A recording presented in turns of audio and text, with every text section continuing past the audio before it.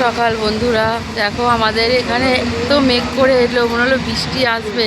ভাবলাম একটু হয়তো গরম থেকে স্বস্তি হওয়ার, বর্ষা হয়ে গেছে, পরিষ্কার হয়ে গেছে আকাশ।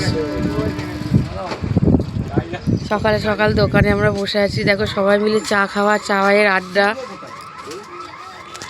কি করছো তুমি? চা দেবো, লোককে চা দিচ্ছি। ও টুরিদা, কি করছো? চা খাওয়া হয়ে গেছে?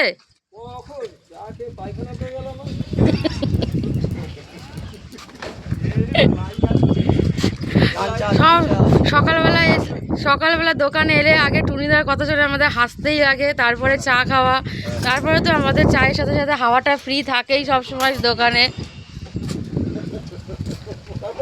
আর একটু বৃষ্টিটা আসবে ভাবলাম, সকালটা খুব সুন্দর শুরু হবে, কিছুতেই হলো না, আবার আমাদের গরমে কষ্ট পেতে হবে।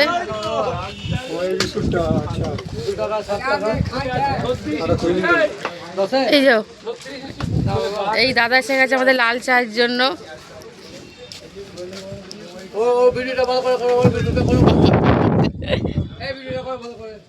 কি চা নেবে?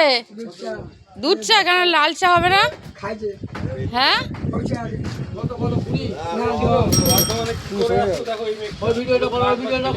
করেছি।